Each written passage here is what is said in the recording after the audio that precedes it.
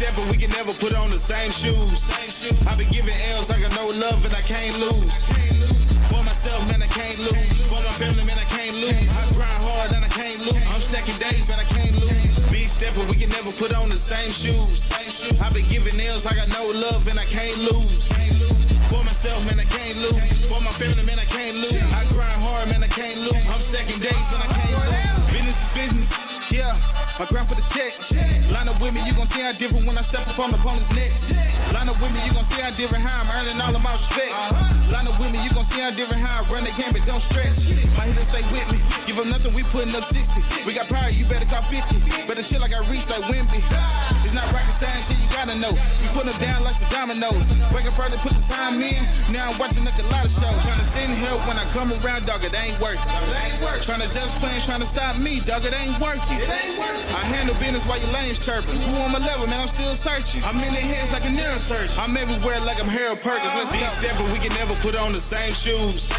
I've been giving L's like I know love and I can't lose. For myself, man, I can't lose. For my family, man, I can't lose. I grind hard and I can't lose. I'm stacking days, man, I can't lose. Big step, but we can never put on the same shoes. I've been giving L's like I know love and I can't lose.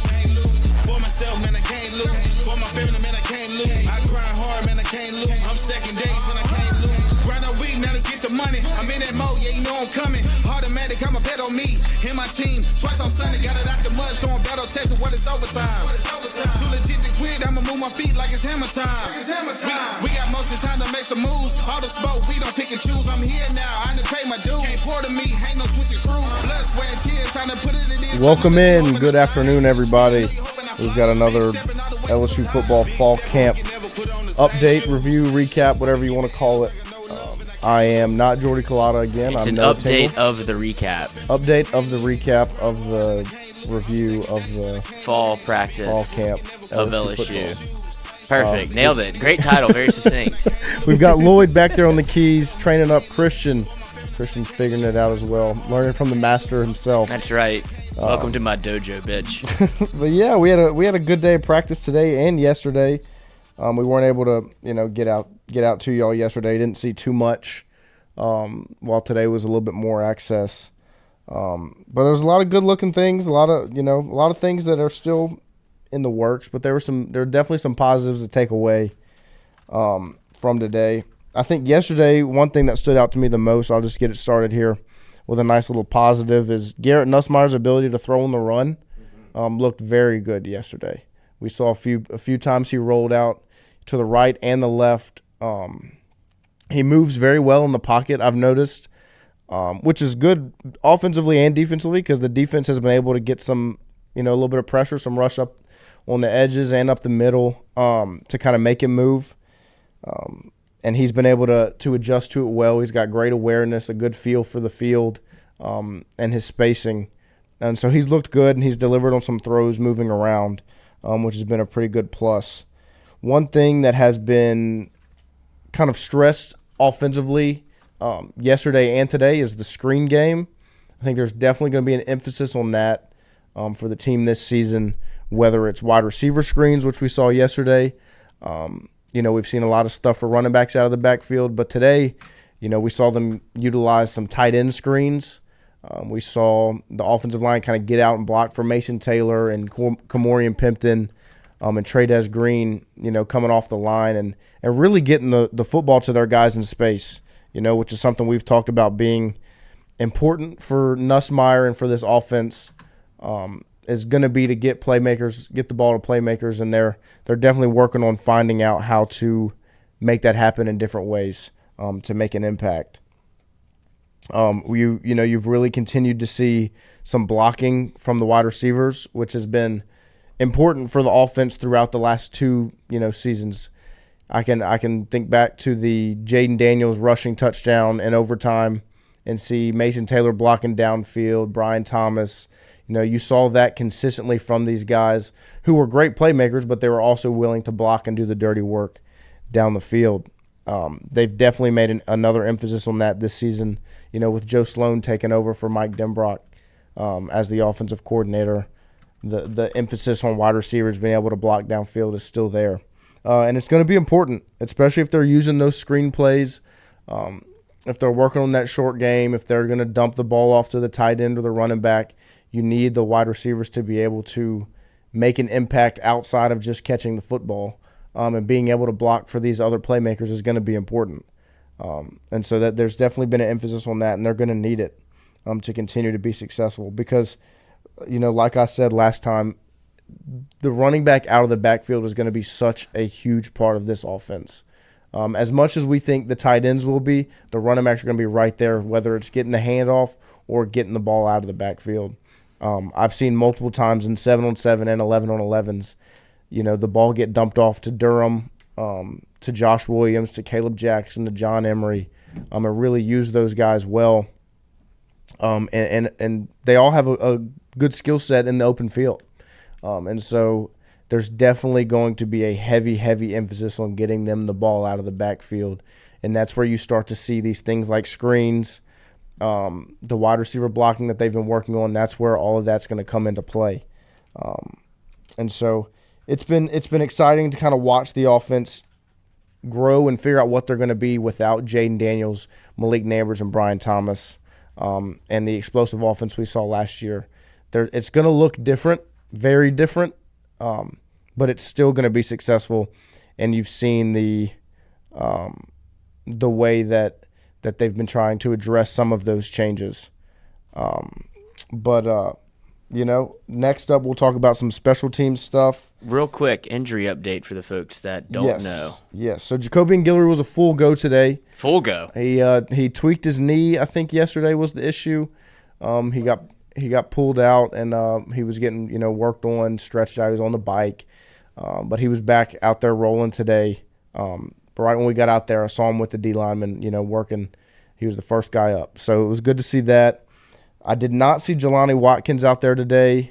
He got hurt in some, those end zone drills. I don't know if y'all saw any of the video that came out yesterday. He got clipped, I think it was by P.J. Woodland. And so he's got I think it was an ankle sprain or something like that. And so he was not out there today. It's according to Brian Kelly, a foot and ankle sprain, and it was like broke up a pass. P.J. Woodland broke up a rep in the back of the end zone, ended up stepping on his foot and ankle. It did look, I'm surprised it's not more serious. Said he's going to be back pretty quickly, but he got full ankle touch the ground. Yeah. So not something you want to see on somebody. Jelani Watkins, obviously a track guy. Right. They tend to come back a little bit slower just because they know their body so well. Yeah. No, and you saw it. I don't know if y'all have seen the video on social media, but you can see kind of the injury happen. It was a clean pass breakup, and PJ just kind of came down on Jelani's foot. But I assume that, it won't be anything too major, and he'll be able to get back out there hopefully soon. But he was not there today. Jacobian Guillory was, which is a good sign because the last thing you want in that defensive tackle room is injuries. You absolutely cannot lose bodies in that group, especially somebody like Jacobian Guillory, who is set up to have a huge season and to make an impact and really lead that group. So it was good to see him back out there today. Here's the play here. Swan kind of put it up in the end zone, broken up, just kind of caught the ankle. He just kind of landed right there on the ankle. Football. That's football. They were really working on those corner. They actually were stressing those corner routes in the end zone in that drill. I think they threw it almost every time. A lot of CFB 25. And so you've seen some. There were some catches. There were some good pass breakups like that. But that obviously is a tough injury, and that's the stuff that's hard to avoid in football, even when you're not fully tackling, full contact, whatever. Things like that are going to happen. So with Jelani Watkins being out, we did not see him back there returning punts yesterday. We still did see Aaron Anderson, Xavion Thomas, and Kyle Parker back there. The punter battle is still on. I think Brian Kelly actually had a quote today at his press conference about the punter and the punting situation there. I'll see if I can find it. I think Wilson put it out. But he said that they're willing to use both. They understand the situation that they're in, and they're gonna try to make it work. It's another example of we need consistency at the position, Yes. which they've had in the past, but now it feels like it's a much more a point of emphasis to kind of get Definitely. that thing figured out, whether it be in the return game and now in the kicking game. Yeah. No, the quote is, if we've got to play them both, we'll play them both. And then he went on to, like Lloyd said, say that they need to be more consistent, which is very true. You can see the skill and the talent in both punters, both I think Oceandorf is how you say it, and Peyton Todd. You can see that they're both good punters. They are just both very inconsistent. In my opinion, from what I've seen, Todd tends to be more inconsistent than Oceandorf. I think Oceandorf has, shown a little bit more, but they both, are not. It's not ideal, the inconsistencies that we have seen out there. It was cool to see yesterday that they had Peyton Todd kind of doing a little rugby, run into the punt, the little rhythm deal. Exploring all options. I see. They're trying to find a way to make it work. So I'd imagine in the 4 years he's experimented with this. I mean, right. Second string punter, you can do pretty much anything you want. So give it a try. Let him know the repertoire you got. Right. And so I don't know if it really appeared to help all that much. Okay, good. Maybe they've seen something behind closed doors, but it appeared to really be the same, regardless of if he was jogging into it or just standing still. So we'll see what ends up happening at punter. I'm not going to put any guesses in there. My assumption would be Oceandorf is the guy. But they don't seem to be as, dead set on that. The competition is definitely still open. So we'll see what happens before September 1st. But, who knows what's going to happen in Las Vegas and who's going to be the maybe you won't even see him at all. Maybe LSU scores 100 points and you never have to see the punter. It's very possible.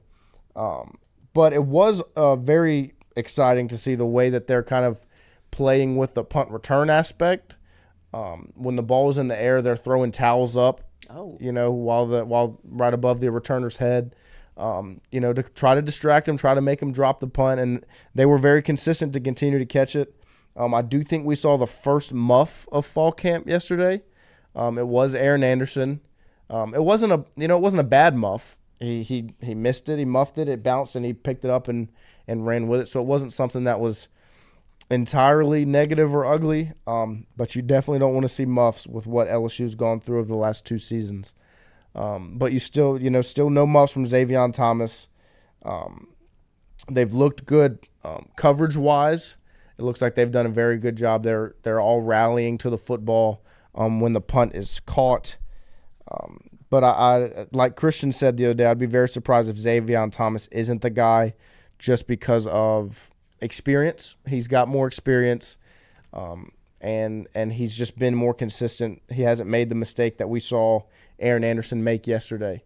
So as much as I want to see Anderson back there because of what we saw when he was in high school, you have to, as much as you want to be successful in making special teams a part of this game, you want to see Xavier Thomas and Anderson both take advantage. Speaking of Xavier Thomas, yesterday was it 11 on 11? Yes. He had a Odell Beckham catch in the back of the end zone. Very impressive catch. I mean, diving backwards on his back, reaching back, and just pulled it in. And right. I mean, his arm was probably out of bounds, but he pulled it in. And that was one of the highlights from 11 on 11. It was a slow practice yesterday, but that was definitely one of the highlights. Yeah. I think LSU social media got that out yesterday evening for everybody to see that, and it was very exciting. It was right before we ended up leaving. It was as we were walking out of the practice facility. We caught a glimpse of that, and then they told us to get out of there. No more one-handed catches. Really makes you wonder what happens when the media leaves. Yeah, I do wonder what all changes once they get the cameras and stuff out of there. It can't be too much, but I'd assume they're. It seems to get a lot more exciting because a lot of the video that comes out on social media is from times when we're not in there watching. Trust me, we would put it out if we saw it. Right. It's like Willy Wonka and the Chocolate Factory. The gates are closed. Yeah. So I would assume Oceandorf will be the punter, and Xavier Thomas will be your punt returner. But special teams wise, we did get to see a field goal yesterday. They attempted a 55-yarder. Damian Ramos did. He did not make it. It definitely had the leg. It was there. It was just wide left. So And I think that's about the extent of Ramos's range. Like you said, I know he had the leg, and that's what I've heard also, but he also missed it. But Right. I think that's him exerting himself to the point I have to go full go at this thing, and that's what Right. happens usually when you miss it left. You tend to hook it a little bit, but I feel like he's a 45 and in guy. Like maybe you'll see him trot out for a 50-yarder every now and then, but it's certainly not a Cole Tracy situation. Right. And I think the reason they put him out there to try that 55-yarder yesterday is because of some of the struggles punter-wise. So really the goal for LSU's offense is going to be obviously to score touchdowns, but if you can get Ramos to 45 yards consistently, that'll be I wouldn't be surprised if they trot him out there for anything under 50. I think with the way the punting is going, 50 and below, they're going to put Ramos out there and give him a chance, unless we see something drastic change punter-wise. But yesterday we got to see that that nickel-type defense again with the 3 pass rushers on the line. I've got it written down. We had on the line Womack, Shand, and Jones on the line, and then behind them Perk and Whit Weeks with Stamps, Jair Brown, Jordan Allen, Major Burns, Sage Ryan, and Jordan Gilbert as the DBs.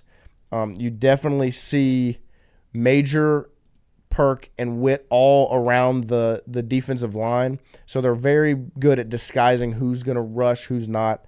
They're definitely bringing pressure to the quarterback with that group, and they're successfully getting there. They're doing a good job at making it happen. And then whenever they switch to a more traditional defense, you saw Jalen Lee and Gio Paez come in, which was because Guillory was out at that point. I think it would be Paez and Guillory to jump in there for the defensive front, which the defensive front looked good. Obviously my favorite thing to do at these practices is sit there and watch the defensive line and offensive line get after it.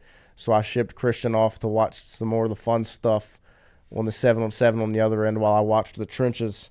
And there were definitely some good-looking things. Offensive line continues to dominate, which I don't think is a surprise for anybody.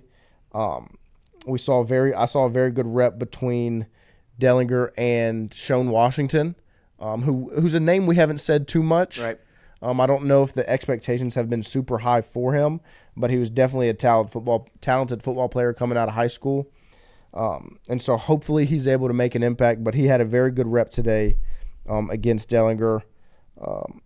Paez had a good rep. He's very consistent. He's not anything that's going to blow you away talent-wise, but he's consistent and he does his job, which I think is really going to be a success for LSU this season when it comes to the defensive tackle group, in that you don't need anybody to really stand out and make something happen all the time. Like you're not going to have Glenn Dorsey. You're not going to have somebody in the middle of the line that's just going to blow it up and make plays consistently that jump off of the screen. But if they can be consistent at doing their job, not getting pushed off the line, not getting moved around, being able to fill their gap and do their job, and let Harold Perkins, Greg Penn, Whit Weeks, Wes Weeks, and these guys behind them make the plays, you're going to see a more consistent defense. But I think the most important guys when it comes to the defensive line are going to be these edge rushers. And it's something that I've kind of preached since before fall camp started in a group that I was looking for, and it's the edge rushers 100%. You want to see them make an impact to help out your defensive backs and pass coverage, and to help the defensive tackles out regardless of what the situation ends up looking there. While there's definitely some good things happening with the defensive tackles, you see some growth. You see some guys that are consistent and that are impressive, like Dominic McKinley, who looks great. It's going to be very hard, like I've said, to keep him off the field this season. He looks good. He's big. He's strong. He's just still learning the game. And you've seen Bo Davis kind of take him under his wing and really pull him aside after every rep, which is very good to see. And so I think Dominic McKinley is going to be very good for LSU. But a guy that looked good today was JVR Suggs. He's wearing number 31. He's very quick. He's got great hands. I heard Bo Davis repeat that a few times and complimenting his hands and the use of his hands in his pass rush. He is a little undersized, which is what I think was said the most about him when he was coming out of the transfer portal, was his size. He's not quite as big as somebody like Dominic McKinley or Jacoby and Guillory, but he's quick. He's very good at what he does, which is use his hands well. I saw one play today where he was able to get both hands on the lineman. I don't remember exactly who it was, but was able to pull and swipe and get around him. And he's constantly making a push. When it comes to the edge rushers, two freshmen that I've seen really stand out. Gabe Relaford, like I know everyone's heard about all offseason, is very fast and very good coming off the edge. But another guy who I don't think's been talked about as much as Relaford is Kalaj Cobbins. He went to Destrehan, I think. He looked very good today. He's fast. He's not quite as big, bulky wise as Relaford or Dominic McKinley or some of these other freshmen, but he's quick. He had a nice move today where he was able to get one arm on the tackle and then do a little spin move and got to the quarterback clean. I don't know how much he'll be used, but he's fast, and he definitely stands out when he's out there. And I think him and Gabe Relaford both are going to have the opportunity at some point to really make an impact. I think game 2 against Nichols will be a game that you see a lot of these young guys that are being talked about have an opportunity to really make a play. Not saying they won't get to touch the field game 1, but we know what we've seen from Brian Kelly's LSU football teams over the last 2 seasons. These young guys don't get a lot of opportunity week 1. Yep. Now, I don't know if that will change this year, but from what we've seen, young guys kind of have to emerge over the stretch of the season. And so we'll see, what happens on September 1st. But I think week 2 is going to be a good game to look at when you think of guys like Ahmad Bro, Kalaj Cobbins, Gabe Relaford, Dom McKinley, offensively, Jelani Watkins, Kylan Billiott. Trades Green, I think, is probably going to get some good run against, I almost said Florida State, but against South Carolina, not South Carolina, California. God. Southern That's California. week 3, Southern California, USC. He might get, I think, the most burn out of any freshman. But week 2, you're really going to see these young guys get an opportunity to hopefully continue to get some run through the season. But I think the thing that stands out the most about the defensive line group as a whole is the 2 coaches. Bo Davis and Kevin Peoples are very, very impressive. As old school as you might want to call them, which I think everyone got a taste of the old school Bo Davis today. I don't remember exactly who the rep was, but somebody got an earful. I'm not going to repeat anything that was said. I will. Lloyd 100% would. But they're old school, and they're what you want your defensive line to kind of be modeled after attitude-wise. Like, they've got some of that fight, some of that, piss and vinegar in it. Like, they want to fight, and you hear them hold their guys accountable. Dylan Carpenter had a pretty ugly rep at one point as an edge rusher. Kevin Peoples pulled him aside, and he's not quite as loud when he's correcting as Bo Davis is, but he definitely gave him an earful. Dylan Carpenter came back out a few reps later and made a play. Was able to get past the offensive tackle. So, the defensive line group, and the future is very bright because of those 2 guys coaching those groups. They are very good at what they do, obviously. And I think the future's bright with them here. Yeah, you had Brian Kelly come out today during his press conference to say Kevin Peoples, he's outstanding at what he does. Kevin's the best in the business. It's starting to show itself. So high praise from a coach who usually doesn't really throw his flowers around too much. And I think that stems from what you saw today, which was goal line situation, offense versus defense, where it was, as Brian Kelly put it, set up to test the mindset of the team. What was noticeable there? Yeah, no, I think the mindset is probably something that has stood out to me when comparing this year's camp to some past camps that I've been to. The energy, effort, and excitement is something that I've seen consistently from both sides, offense and defense. But I think most people are probably more excited to hear that when it comes to the defensive side of the ball, after what we witnessed last season. There is a mindset that is set by Blake Baker, and then it's followed through with Bo Davis, Corey Raymond, Kevin Peoples, Jake Olson. They all have that same energy, and you can see it rolling over to the guys on the field. Today in that goal line set, the first team offense kind of punched him in the mouth first play. Josh Williams bounced it outside, touchdown. He was almost untouched. And then after that, you kind of saw everybody, strap in and get their mind right. And you saw the second team come out, get a pass breakup on third down, and then a sack on fourth, which was good to see. And then when the first team came back out, you saw a little bit of a fight. I wouldn't really say fight. You saw Jacoby and Guillory get a little mad. He got angry. His helmet was off. He was mad at somebody. I don't know who it was. It looked like somebody on the right side of the line, so I don't know if it was Emory Jones or whoever, but he was not happy. But you saw Bo Davis grab him by the shoulder pads, pull him aside, and talk him down, which is good to see, him lead that room that way. But then after that, Caleb Jackson got a handoff up the middle, I think from like the 3-yard line maybe. Greg Penn came down and stuffed him. And, I mean, you saw Blake Baker like he was doing the Olympic hurdles. I mean, jumping around, sprinting to his defensive group, celebrating and getting them fired up. And then right there on the next down, fourth down, the energy was high on both sides. You heard the sidelines kind of yelling, chanting. They were getting fired up. Everybody's clapping. Like it really was exciting to see. And then it was a very close call on fourth down. You saw a very similar play on third down where Penn came down and stuffed him. Caleb Jackson, they gave it to him again, and he got stuffed kind of again on fourth down.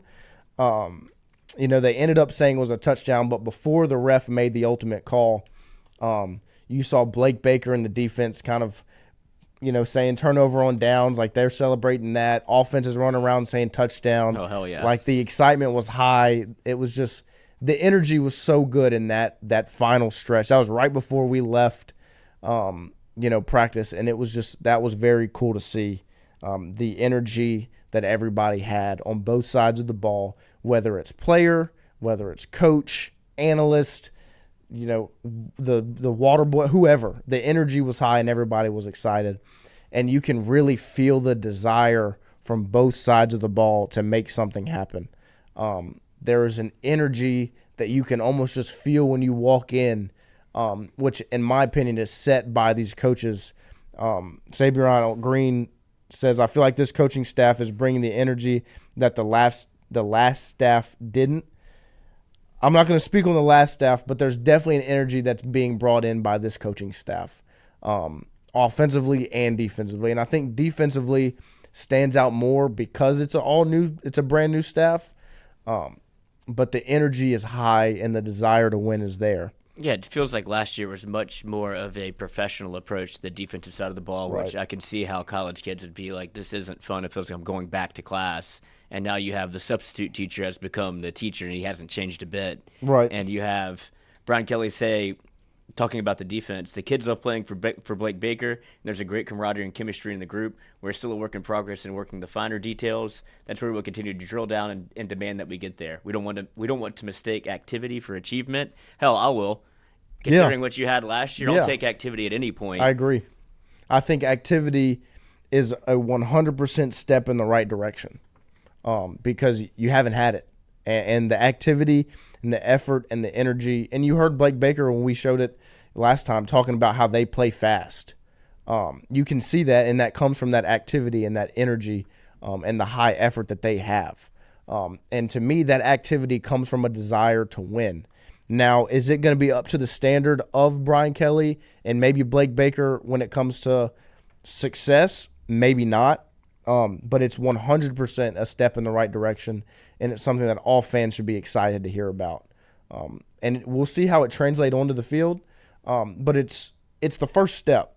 You have the effort and the excitement, and then comes the coaching aspect of making sure they're in the right spot, in the position to be successful.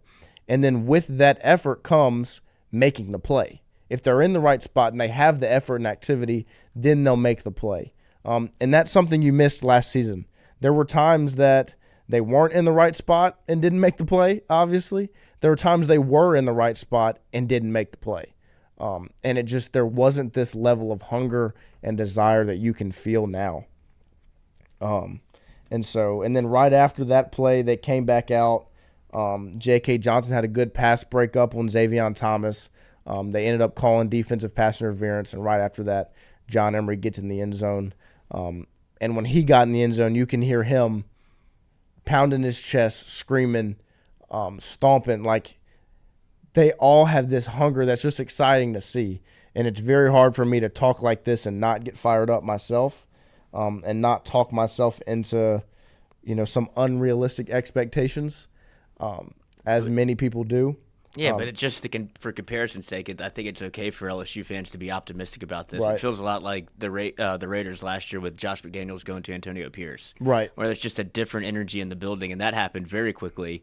This is like you had almost half a year to get ready for this, and to see it play out on the field is something that I think all LSU fans should be excited about, just because the difference that you're already seeing from last year's camp, where you didn't really notice an energy. It's like, I don't know if you should. And to this year's camp, where everybody's fired up and they're excited to play football again. Right. Yeah. It really is fun to see. The second group defense is definitely something that stands out to me. The depth at defensive back can't be understated. There is a depth that is real. It's not like it's just you have a lot of bodies. You have bodies that are good and skilled, and it's going to be interesting to see how it's all used and who gets the nod at what positions, because you saw Deshaun Spears make a heck of a play today with an interception in the 7-on-7, which in 7-on-7, offenses really controlled that drill throughout fall camp, as I think a lot of people would have expected. But he was able to make a big play. I think he picked off Ricky Collins, and when he made that play, you saw the excitement from the rest of the group, because they know that they need to answer the call. At one point, you saw Kyron Lacey get wide open on a busted coverage, catch a touchdown, and start dancing in the end zone.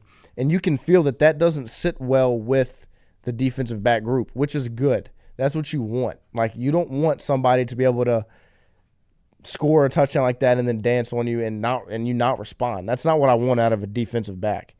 I want them to want to fight back and push back. And right after that, they got a sack. And right after that, Ashton Stamp's got a pass break up on Mason Taylor. So, it's that type of response that's good to see. So we'll see, what continues to happen when it comes to growth with that defense. But there's a lot of young guys. There's a good mix of different guys in that room. You have young guys like Kylan Jackson and Deshaun Spears and Ashton Stamps and P.J. Woodland. But then you have some more experienced guys like Jordan Gilbert, Major Burns, Sage Ryan, Jair Brown, J.K. Johnson, guys that have been around. It is going to be interesting, kind of like we've talked about with the wide receiver room and the depth there. You have a lot of guys with a lot of different skill sets and a lot of different mindsets. It's really the same in the defensive back room.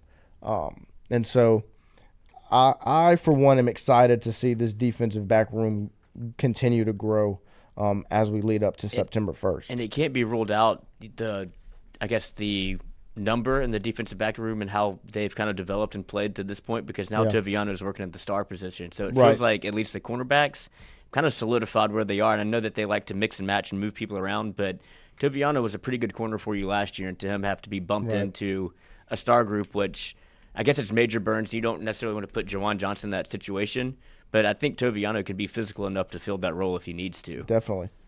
I mean, and you saw a willingness to be physical from Toviano last year. Right. I mean, he took Jalen Milroe on one-on-one.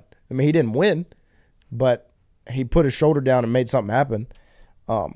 Christian, go ahead. Toviano, I think it was yesterday, was in the running back, linebacker tackling drills or blocking drills, and he was taking on running backs blitz like a like a blitzing of the quarterback, and he was winning some reps against John Emery, Josh Williams. He lost a couple, but I mean he was winning reps rushing the running back. So yeah, no, I mean he's got a level of physicality that I think is going to fit him well in that role.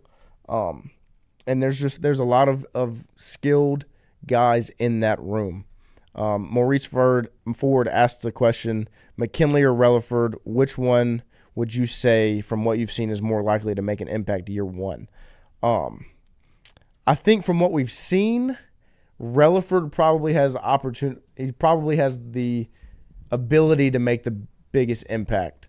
But when it comes to opportunity, I think Don McKinley's probably going to have the edge there just because he stands out in that room ahead of guys that are on the line ahead of him. When it comes to Relaford, you have guys like Womack, Swinson, Shand, Savion Jones that really have separated themselves as your first four guys on the edge. And I think Relaford's right there. He's very close to getting that nod, but they've been very consistent throughout camp, and so it will be more difficult for him to find that time. But I think they both have the opportunity to make a big impact. I just think when it comes to sheer numbers and bodies in the room, I think Dominic McKinley kind of stands out more compared to the guys ahead of him than Gabe Relaford does. He's probably going to have more opportunity, but Relaford has been, in my mind, an absolute stud at camp. Like, he flashes, and like I said in a previous episode, if you didn't know he was a freshman, you wouldn't think he was one. Right. And I think that's the best compliment you can pay to a freshman is you look like you're ready to go now. But I agree with you. That room is loaded.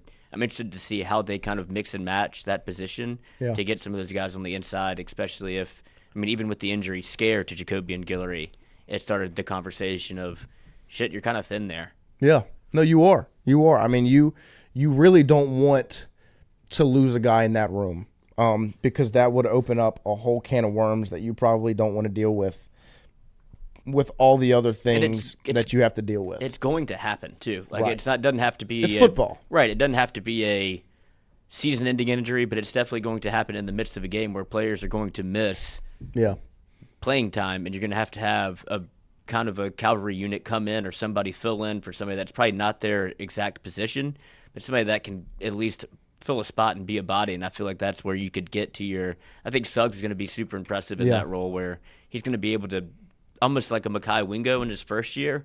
I don't think he's going to have that kind of production, but somebody that comes in, you're like, damn, he keeps making plays. Yeah, and he doesn't stand out, like when it comes to looking at him in the uniform on the sideline. I mean, Wingo was an undersized guy. And you saw that have an effect when it came to the NFL draft. He's a guy that produced a lot more than guys that were drafted ahead of him, but he's just smaller. And so I think when it comes to getting creative, I think Savion Jones and Paris Shand are probably the guys, and we've talked about it, but probably the guys that will get moved around towards the interior more often.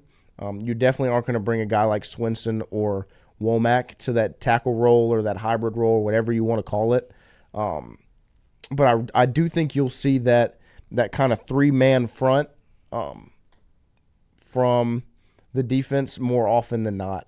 I originally thought that it was going to be more of a third down, type alignment, but I think they're going to rely on that quite often because it gives Blake Baker more of an opportunity to be creative with what he does defensively because he's able to disguise Harold Perkins, which is always a success, and it's always usually going to work out in your favor. But then guys like Whit Weeks, Major Burns, and other, the DBs that are out there as well, you're going to be able to disguise different things and be creative and make things happen. And I think that's going to be very useful for LSU, not just on third down, but all first down, second down. LSU has to find a way to get off the field. And if you're gonna do that successfully, you have to be creative with this group of guys. And I think that type of defense where you're able to disguise different guys around the ball is going to be pretty important. But and it seems like the LSU defense is, and under Blake Baker, obviously he blitzes a ton, but it feels like the emphasis isn't necessarily everybody wants to get off the field after a third down, but I think they're going to be more turnover prone than you saw certainly last year, where they're more hunting for the football and trying to get a quick change than bend but don't break style of defense. Right. Yeah, bend don't break is not gonna work well for this group. It's just not. LSU was able to do that in 2019 because of the talent they had defensively. Bend don't break is not going to help out this LSU defense.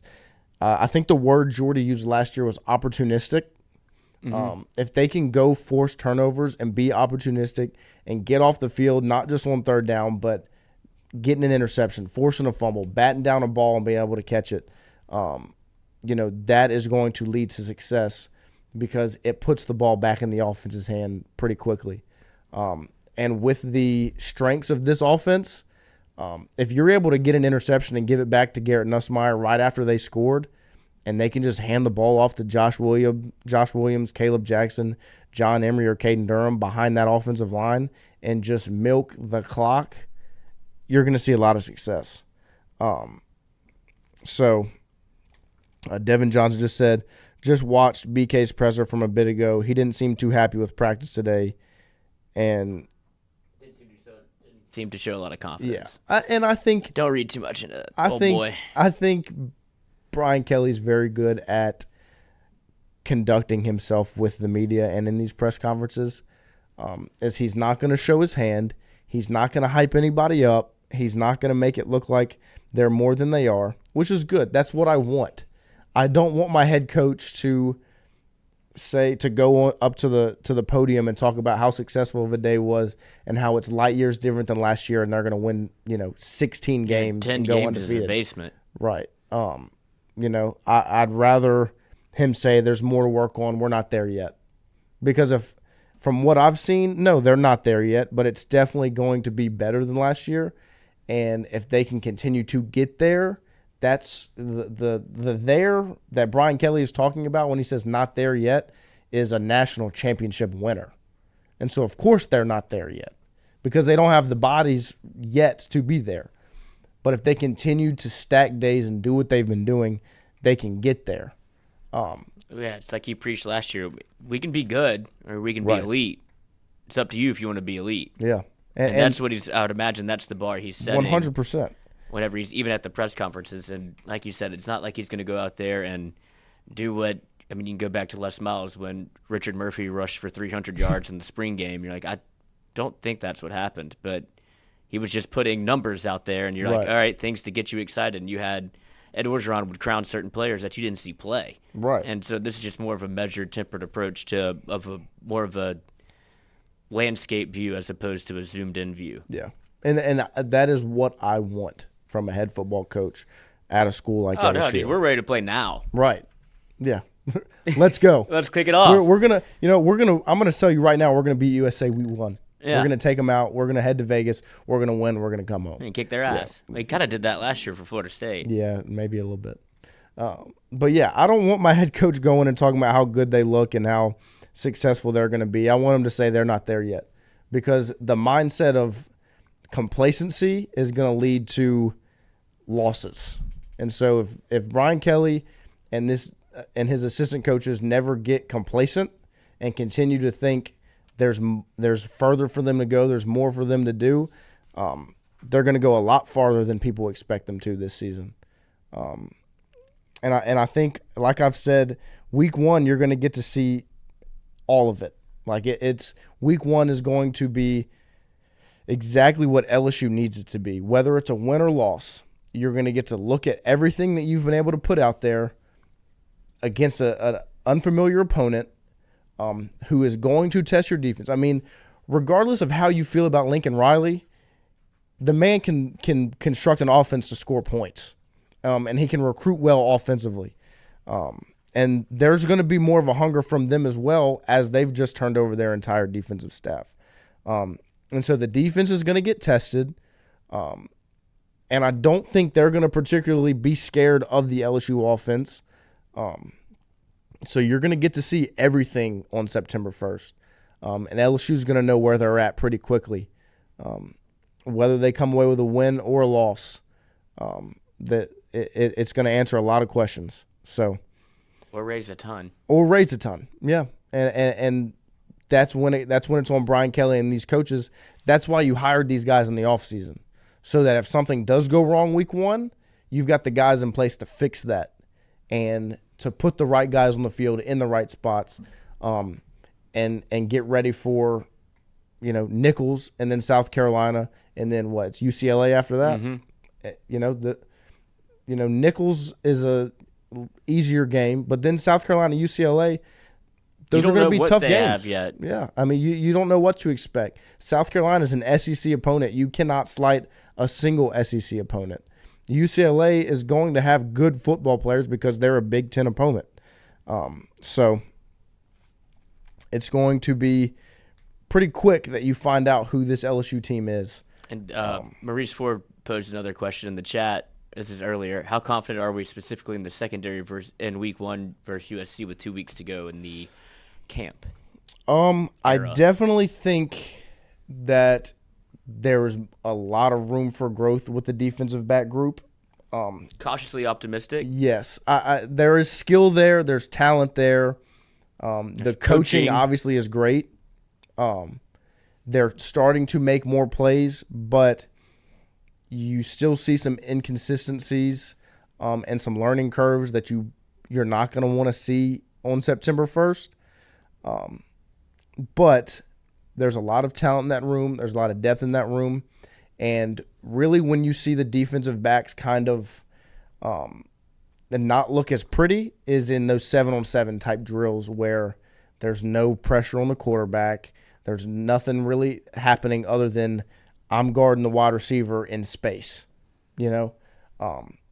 I think this defense is going to be a lot of different groups relying on each other.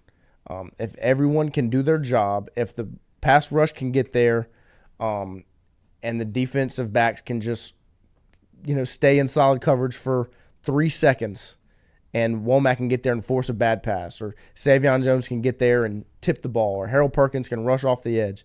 Like, they're going to rely on each other. It's not going to be this, we need the defensive backs to stand out. We need the defensive line to stand out and they're going to rely on each other. As you see in a lot of defenses, this is going to be a very balanced defense, I think.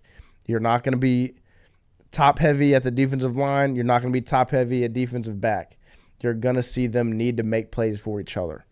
And so there's definitely a lot of room to grow, like I said, for that defensive back room. But there's a lot of talent in those groups, whether it's young guys or more experienced guys. And I think you're seeing what they want to do defensively by the types of drills they're running, whether it be 1v1s or 2v2s, especially in kind of like those 15 yards and in. Like, LSU is going to try to run man coverage. It's not going to be a lot of soft zone where they're passing each other off, and that's how you get lost in the secondary, and that's how you give up big plays.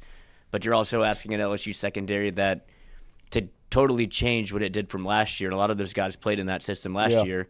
And now it's probably something that they're more comfortable with, but that's the staple of the Corey Raymond-led defensive backs group where we're playing man coverage. I don't care if you like it or not. This is what we do here. And that does raise an eyebrow or two just because week 1 you have Zachariah Branch on the other side of the football. Right. No, I mean, there's going to be talent on that USC, sideline. Like they've got guys that can definitely make an impact. And so but at the same time, these DBs are getting to practice against one of the best wide receiver groups in the country. It's the same with the defensive tackle and defensive ends. Like, iron sharpens iron, regardless of who it is out there. The defensive backs are going to be better for the fact that they're getting to go up against these guys every day, and they're finding success here and there. They're not successful every time, but they're not getting beat up on every day.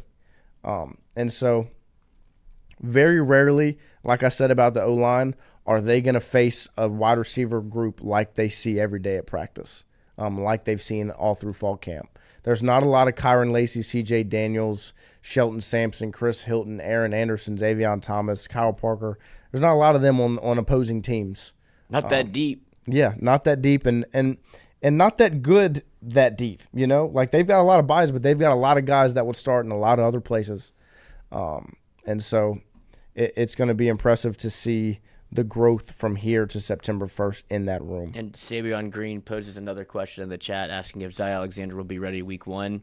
I have a quote from Brian Kelly here. Zai needs more reps and more confidence. Coming off an ACL at that position is the most difficult position to come back from. He will keep getting better. We're rolling out different guys, and we're seeing who is stacking good days together. Yeah. No, I mean, that is a tough injury to get at that position. I mean, all you're doing is cutting. Literally. That's your whole job, is to be able to put your foot in the ground and make a read, make a move. And to come back from an ACL is going to be difficult. But he's good. Like he is a talented football player. He was arguably the best DB for LSU last year, up until that injury. So he's going to have the opportunity, if he can continue, like Brian Kelly said, to stack days and grow and heal and improve. So it's just funny how they're bringing along John Emery and Zai Alexander two totally different ways. Right. And no, 100%. And that's and you would think that even with a running back, it's pretty similar when it comes to making cuts. But they're bringing them along polar opposite way. I mean, John Emery's full go. He's a big bow. He is a workhorse for you. Right, 100%. And I would not be surprised if John Emery gets a whole lot of run for this LSU offense, the way that he's been used and looks in fall camp. Those three running backs are all three really going to get to share the ball. And we'll see if one ends up rising to the top. But Frank Wilson has always done like a back by committee. Right. Unless he has Leonard Fournette back Right. there. But other than Leonard Fournette, I mean, in this era of college football, running back by committee is not a problem. Like, obviously, would it be nice to have Leonard Fournette or, Quinshaw Judkins, who's going to be in a running back by committee anyways. A Derrick Henry, like Ezekiel Elliott, a guy that you can just give the ball to every down. I mean, yeah, but when you've got three guys like Josh Williams, Caleb Jackson, and John Emery, and then a fourth in Caden Durham, you're in a good spot, especially when you're going to be using that group so much.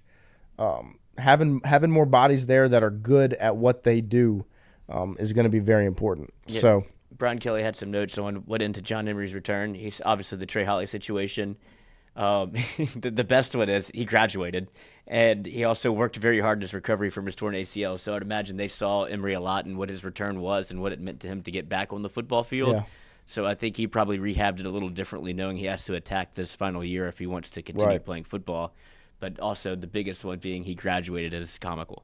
Yeah, because we know that was his hardest battle. That sure was his toughest opponent. It was. The that textbook. was 100% his toughest opponent, and so it's good to see him be able to win that fight. Yes. But yeah, no, you can sense a hunger in John Emery that I don't think we've really seen beforehand. Like, I mean, he was pretty hungry coming into the last two seasons, but this is a different mindset in John Emery, which is very exciting to see. There's a lot of depth and a lot of rooms when it comes to LSU, and I think this is probably one of the deepest teams they've had in a while. It's just how good is the top end going to be?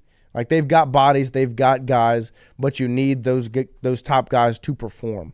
And I think that's the biggest hang-up when it comes to this team is who's going to step up and make the plays. As a defensive back, as a defensive tackle, as a defensive end, wide receiver, running back. Your quarterback and your offensive line are going to step up. Harold Perkins and Greg Penn are going to make plays. But who's going to step up after that, I think is the biggest question. So we'll continue to be out there at practice and see what we can find, see what stands out. But the excitement is definitely continuing to grow as September 1st gets closer.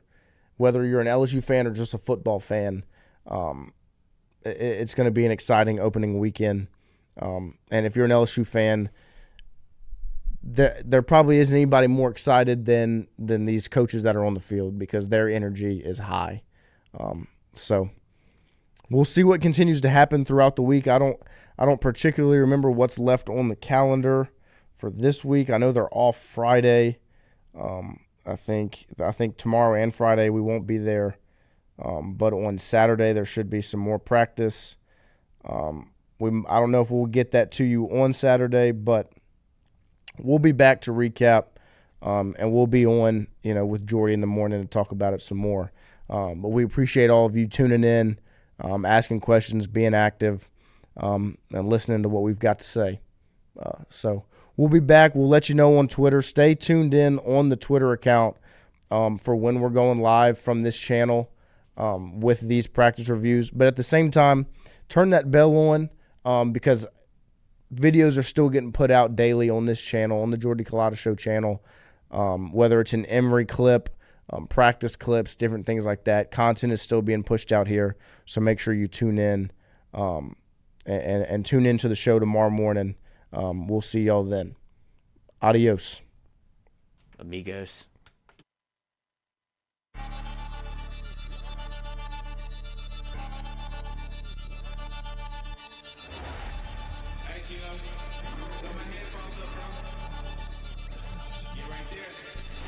But we can never put on the same shoes.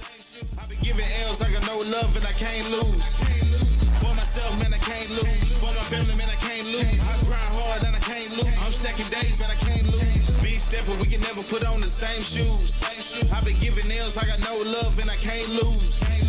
For myself, man, I can't 100% lose. For my Sabrion. family, man, I can't lose. I grind hard, man, I can't lose. I'm stacking days, man, I can't lose. Business is business, yeah. I grind for the check. Line up with me, you gon' see how different when I step up on the opponent's necks. Line up with me, you gon' see how different how I'm earning all of my respect. Line up with me.